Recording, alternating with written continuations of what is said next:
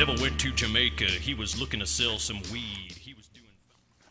Hello, folks. Here we are at Cannabis TV at Sheldon High School, and we are welcoming Dank here on my right, and Dr. Feelgood here on my left.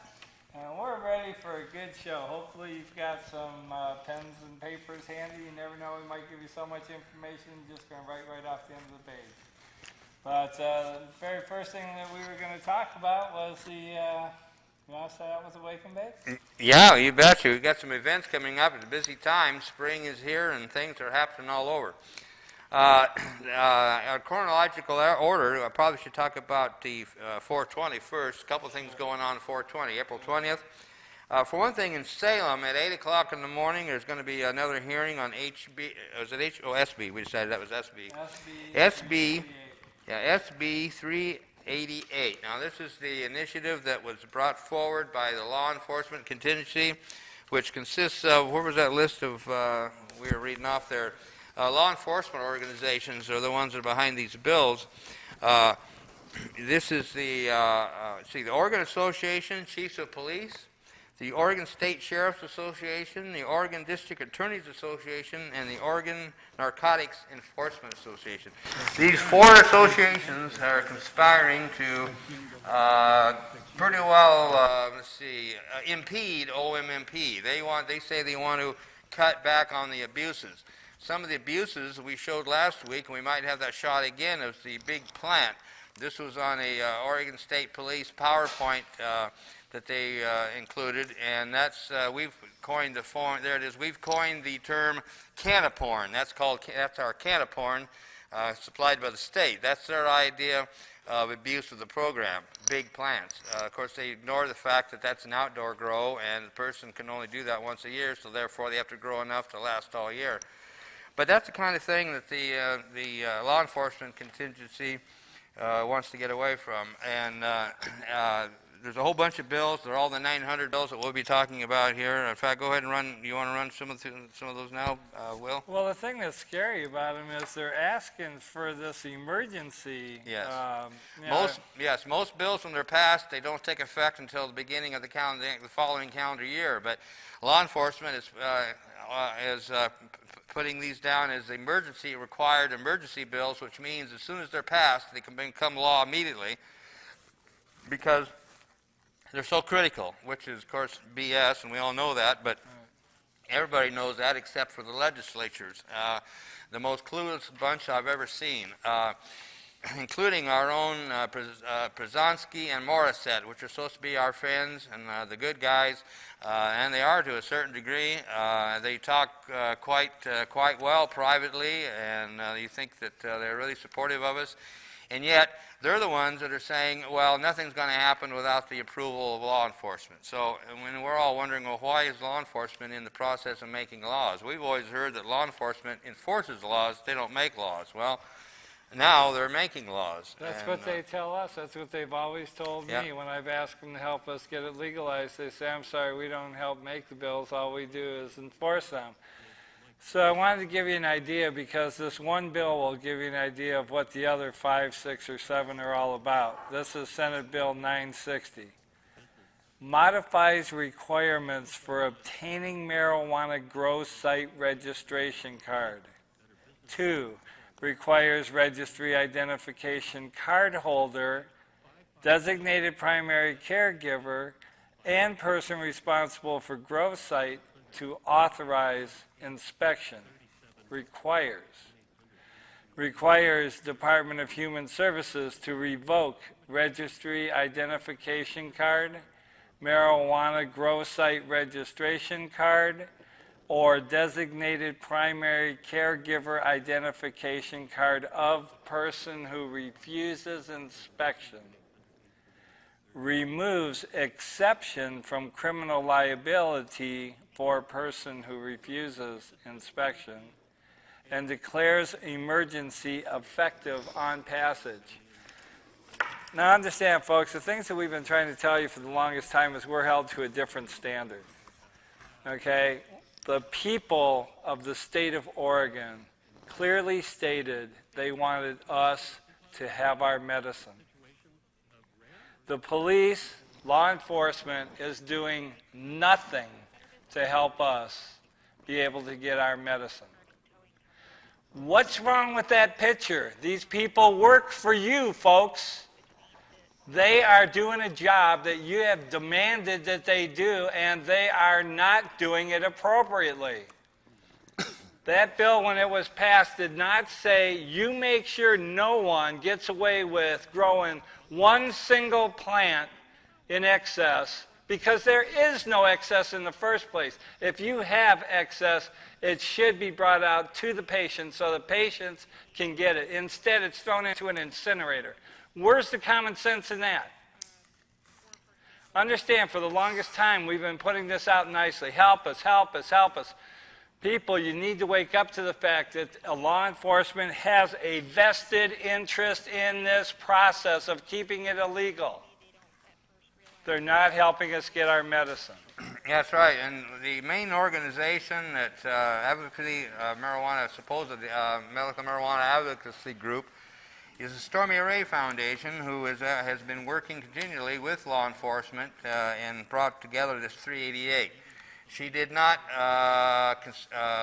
check in with any of the other representatives of any other patients' organizations in the state, and yet she's saying she speaks for all the patients and works with law enforcement. So it's very, very ugly, and it's getting uglier.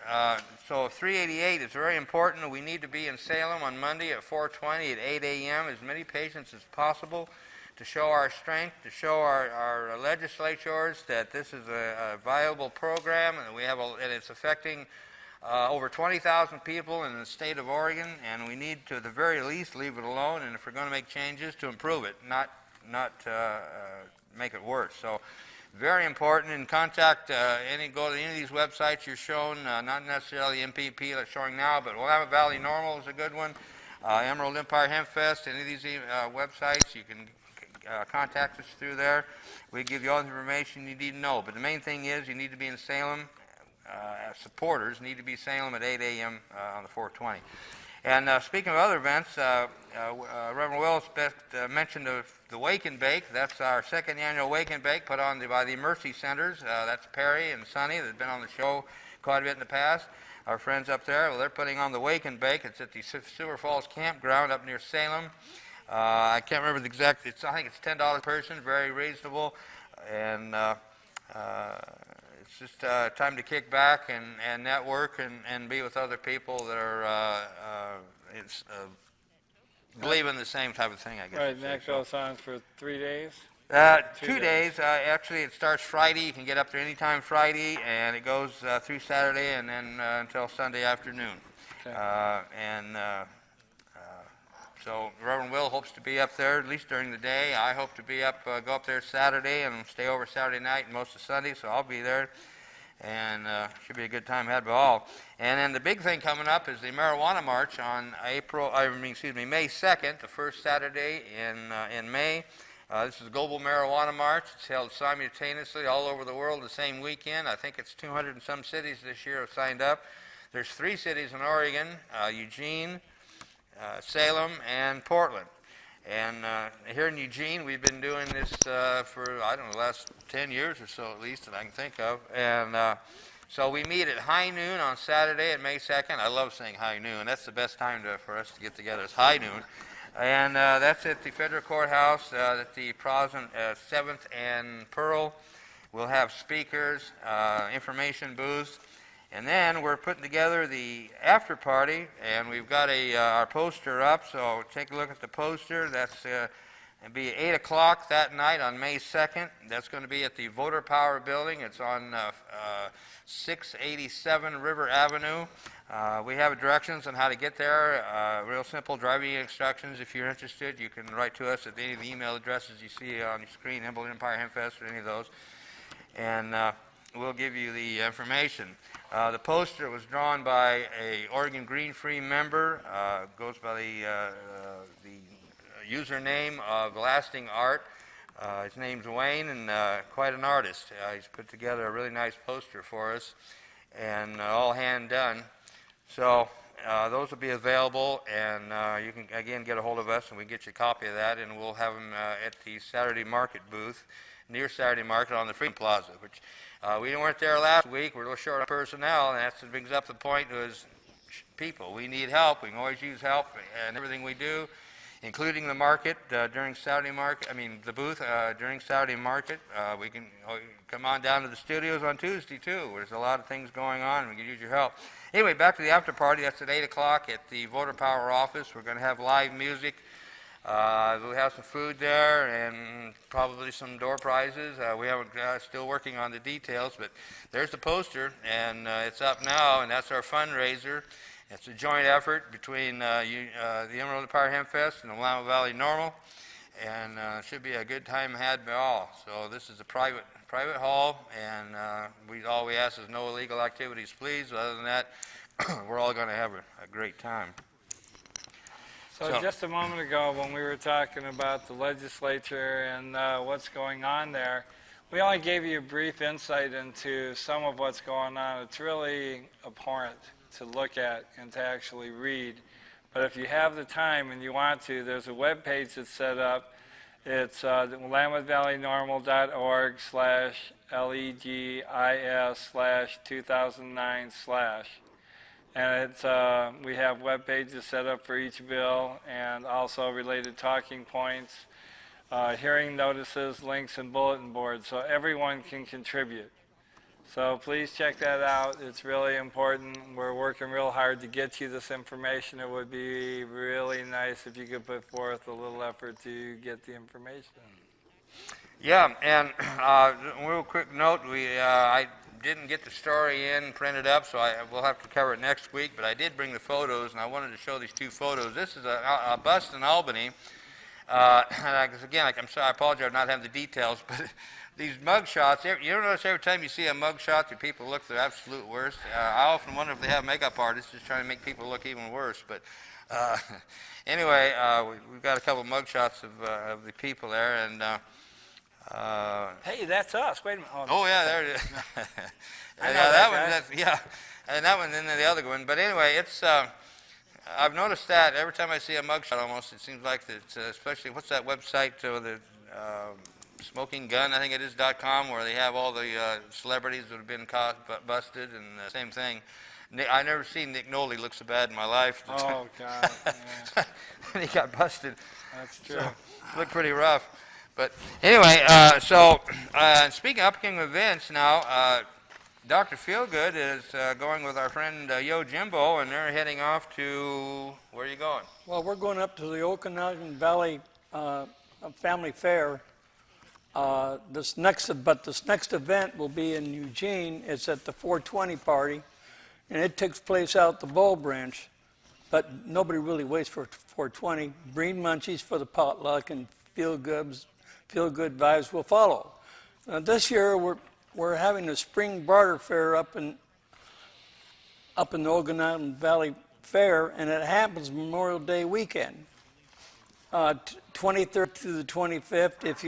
If you are a vendor, you can get there a day early and set up and all that. Last year, over 10,000 people showed up, and half of them vending, and the other half were there camping. It's been 35 years of history of beautiful people coming together to barter and to share, and an evening campfire and a drum circle that is legendary. The entry fees are very good. $40 for a weekend camp pass, $50 for a 12 by 20 foot deep booth. An extra $10, I'd go with the booth and become a trader horn for the weekend. Volunteering for 4-hour shift. Excuse me, there's the image right there. Take a look at it, and that's the fairgrounds, the barter fairgrounds. And go ahead. I just wanted to point that out to everybody. The volunteering, if you volunteer for a 4-hour shift, you get $40 of your refund. And if you have a food booth, well then after working 10 hours, you get money back on that too. Half-day work gets you a free booth and a meal at the kitchen. They have a core of about 40 individuals who work year-round, and an army of volunteers put the whole thing together. Check out the website at the Okanagan Family Faire, And the doc will be back to report on more because I'm going to it. And and that's www.okanaganfamilyfair.net. That's right, and that's up in Northeast Washington. So bring plenty of warm clothes. Been going on for many years. Yeah, that's I understand a great event. And then back to 420, the party at 420. That's at the Bull Branch, which is in Glenwood, behind the Dairy Mart. Thank you. Behind the Dairy Mart, first place on the left. That side street is called Brooklyn. It's the first residence on the left. Small place. It's kind of like a little park back in there, and we had vents, a little small stage, privately owned. So what time was that starting off? We got a time on that to start? Well, probably 4:20. 4:20. You can show up anytime. Yeah, you can show up anytime. Yeah. Though. And it's an all-night affair. We plan on having an information booth there, so you can pick up a lot of the information that we're talking about here on the show, legislative information, the flyer, or just say no flyer, things of that nature. Well, the one Senate bill that I'd like to bring up is the 676 that's sponsored by Senators Pruzansky and Nelson. This is relating to industrial hemp and appropriating money. It permits production and possession of industrial hemp and trade in industrial hemp commodities and products. So it's really nice that Mr. Pruzansky is putting that forward, Senator Pruzansky as is. Understand, though, we need some people with some depth to them to understand that this is a bigger problem than industrial. It's a bigger problem than medical. It's a culture. It's our culture which is not being given the respect of being allowed to use the substances that allow us to relax. Now, the strangest thing about that is you got drinking, which is allowed, and they say, you know, it doesn't cause that much problems, but I'll tell you what, I've never been at a party where there was drinking where there wasn't at least one fight. And that, you know, we have people who can drink and sit outside of a stadium and then drive home. That's pretty bizarre to me as well, you know, and you make accommodations for them. Now you got cigarette smokers, and they're being told that they can't smoke inside these places, so what do? They accommodate them. They build little spaces where they can be outside and smoke. Smoking kills more people than the wars that are going on in this world. Yet it's okay because the Food and Drug Administration says it's okay. The Food and Drug Administration needs to be made non-existent because of the poorness of its job. If anyone else had a business that was working as poorly as they are as far as taking care of people, which is supposed to be the definition of their job, they wouldn't be in existence. So the Food and Drug Administration needs to be held accountable, period. I got something to add to that. You know, Sure. During World War II, I have a poster at home. I'm going to bring it in.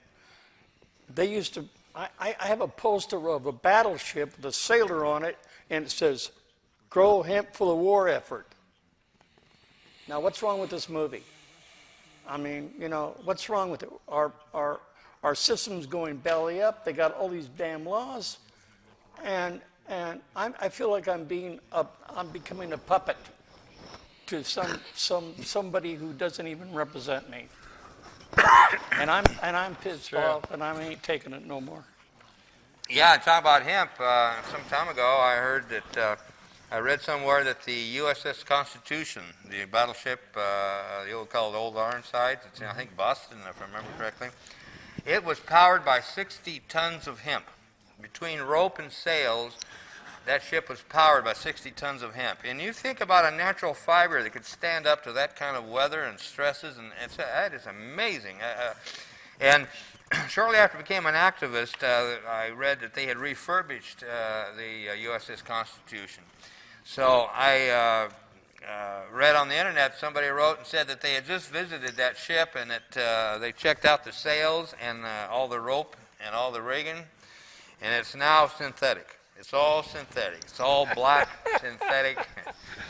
Well, that says a lot, folks, when you figure that DuPont and other people like DuPont are the people who have created so many of the synthetic fibers, and DuPont and Hearst were the people who were instrumental in helping our wonderful, oh God, what was that guy's name? Anslinger, right? Mm-hmm. So we have Anslinger, DuPont, and we've got Hearst, who are the people who are responsible initially for this being made illegal. So my question is, what the hell did they know? they knew how beneficial this plant could be in so many different areas and so many different arenas, and because they knew that they couldn't control it, not happening.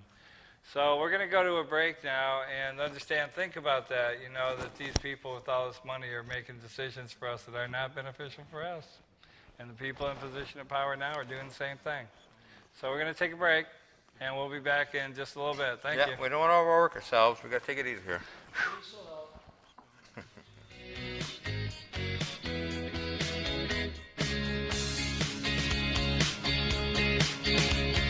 Got a good bag in the city. I copped it from the man with the finest green, and I never found a single little seed. Rolling up that weed was an easy thing. Big joints I keep turning.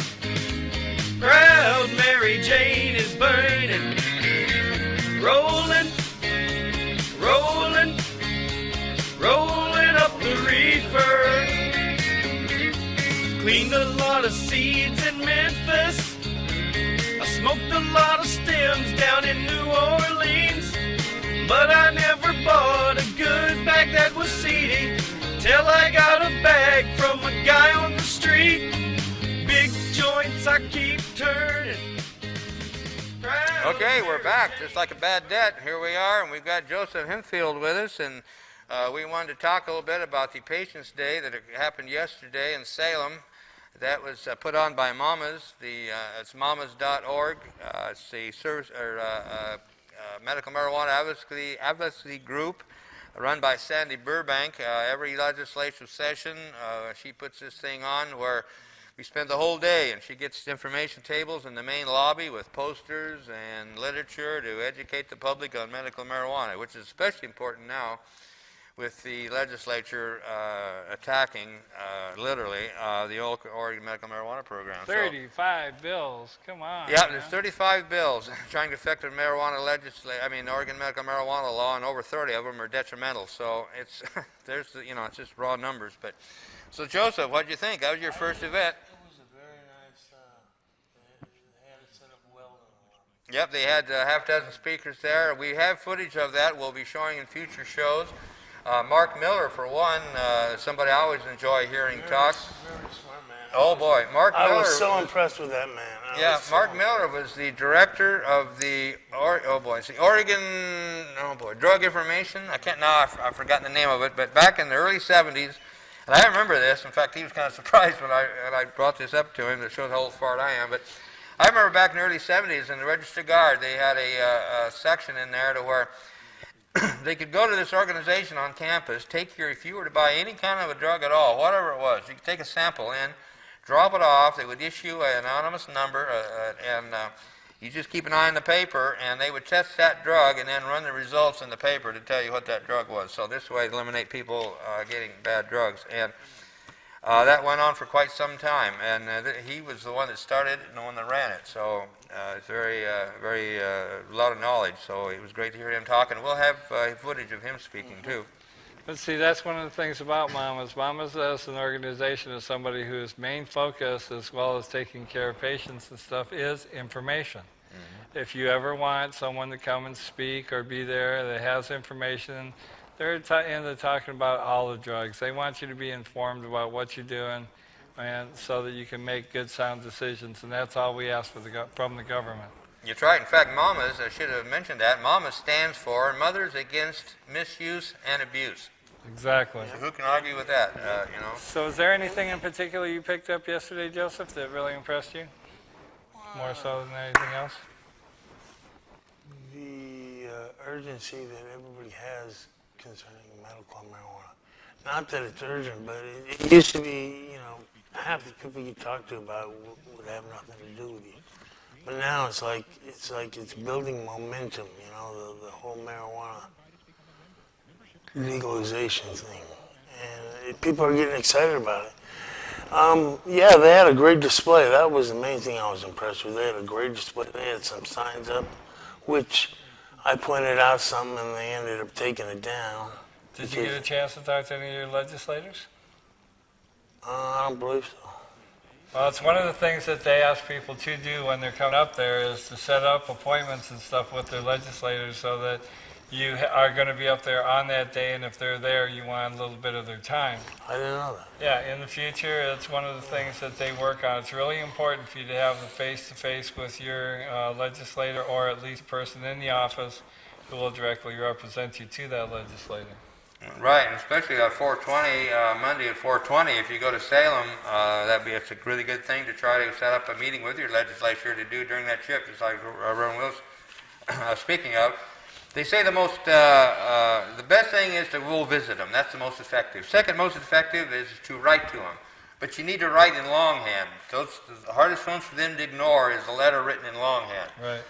Then the other one would be a printed letter is next best. And then at the very least, but at least is an email. Now, not to say an email, don't send an email, but if that's all you can do, then definitely do that. Emails are easier to recognize, but... you can also call.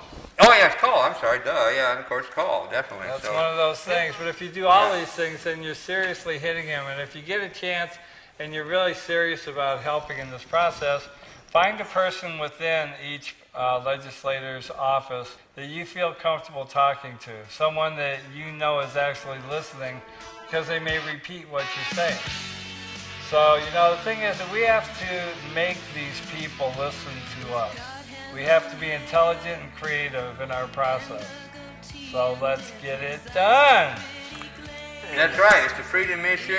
That's the whole bottom line. It's a freedom issue. In the state of Oregon, we made incredible strides. We are the first state to decriminalize possession of less than an ounce of marijuana. The legislature tried to recriminalize possession of marijuana. We fought that back with a referendum and beat it and killed it.